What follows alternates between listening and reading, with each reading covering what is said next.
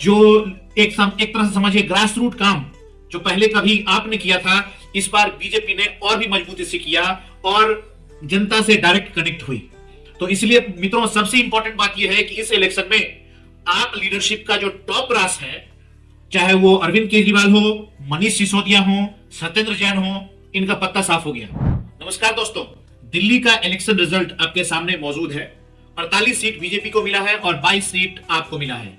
कांग्रेस के पास कोई सीट नहीं है, लेकिन अभी भी कांग्रेस एक इंपॉर्टेंट पार्टी है, थर्ड पार्टी, जो कभी भी पनप सकता है और कभी भी अपना जलवा दिखा सकता है।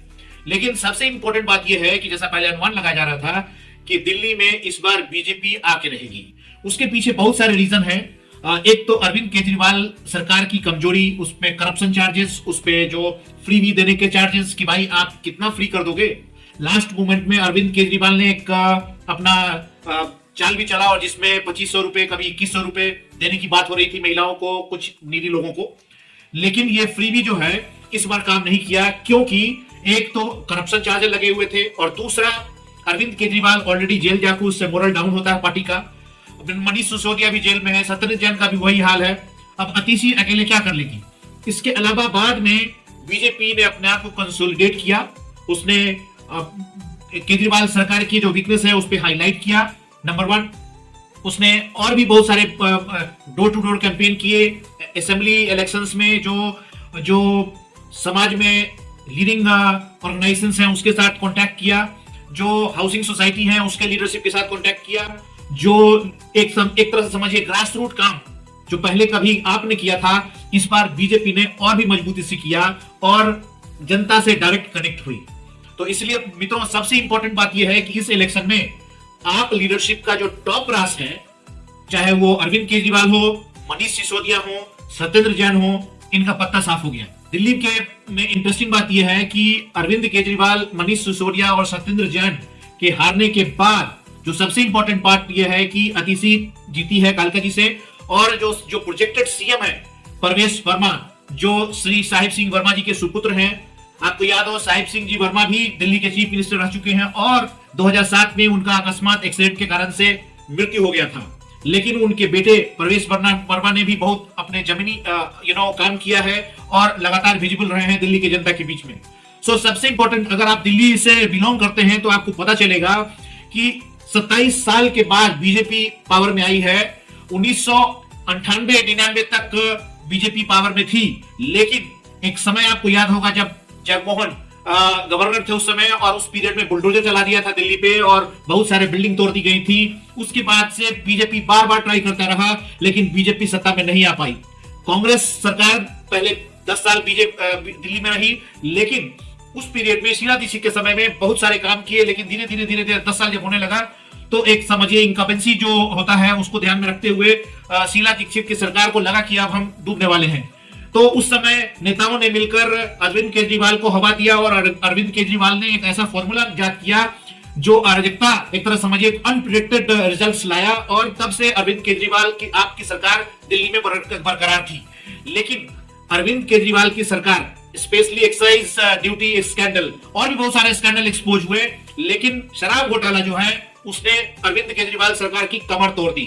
और उस सोने में सुहागा हुआ तब जब अरविंद केजरीवाल को अरेस्ट कर लिया गया और जेल में बंद कर दिया गया। इट्स नॉट ओनली हिम, उनके साथ उनके कमांडेंट मनीष सिसोदिया, सत्येंद्र जैन और भी बहुत सारे ऐसे उनके कमांडेंट्स हैं जिन पर करप्शन के चार्जेस लगे और बहुत सारे आरोप लगाए। ईडी का रेड हुआ, सीबीआई का रेड हुआ, वेराइटी ऑफ एक्टिविटीज हुई उनके कहानी में। और जैसा कि लोगों ने कहा, श्री अरविंद केजरीवाल के अनप्रेडिक्टेबल बिहेवियर को ध्यान में रखते हुए लोग अब नाखुश हो गए दिल्ली के, यह समझकर कि अरविंद केजरीवाल दिल्ली के लिए सिर्फ झूठे वादे करते हैं और कुछ नहीं करते हैं।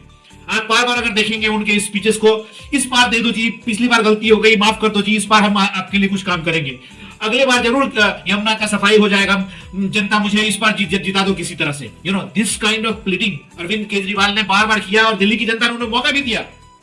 लेकिन दिल्ली में ना तो इंफ्रास्ट्रक्चर का डेवलपमेंट हुआ, दिल्ली में ना तो पोल्यूशन कमा, दिल्ली में रोड की कंडीशंस खराब हुए, यमुना रिवर का जो है क्लीननेस नहीं हुआ।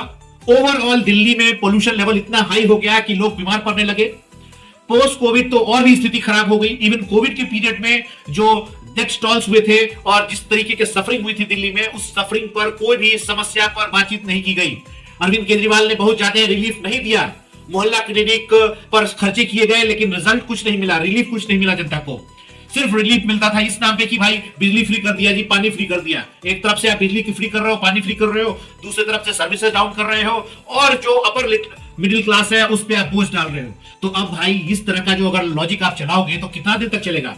तो मुझे लगता है कि इस लॉजिक के कारण से बीजेपी की सरकार को मौका मिला केजरीवाल को घेरने का, और बीजेपी ने सारे एनर्जी लगा दिए, कंसोलिडेट किए, डोर टू डोर कैंपेन किए, दिल्ली की जनता को लुभाया, उनको भरोसा दिलाया, उनसे संपर्क अभियान किया। ये सारे पॉइंट्स दिल्ली की जनता को के अलावा जो सबसे इंपॉर्टेंट पॉइंट है वो ये है कि सेंटर में दिल्ली की सरकार, बीजेपी की सरकार है। और अब उन्होंने ये भी अपील किया था कि अगर वो दिल्ली में बनाते हैं तो सेंटर की मदद से दिल्ली में बहुत सारे पॉजिटिव चेंजेस लाए जाएंगे। और मुझे लगता है कि दिल्ली ने बीजेपी को इस बार लंबे समय 27 साल के गैप के बाद मौका दिया है, तो बहुत अच्छी बात है, और एक दूसरी पार्टी को मौका मिलना चाहिए, और इस बार मौका मिला है। और मुझे लगता है कि बीजेपी के सरकार बनने के बाद दिल्ली में बेटरमेंट के चांस लग रहे हैं। लेकिन अगर फिर से उन्होंने जगमोहन की तरह बुलडोजर चलाने की कोशिश की तो मुझे लगता है कि बीजेपी को फिर से दिल्ली की जनता कहीं वापस न भेज दे।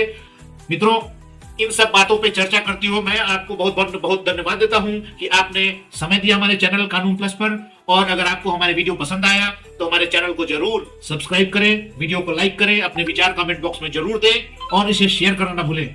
मित्रों, अगर अभी तक आपने हमारे चैनल को सब्सक्राइब नहीं किया है तो प्लीज सब्सक्राइब कर ले। Till then, good bye and adios.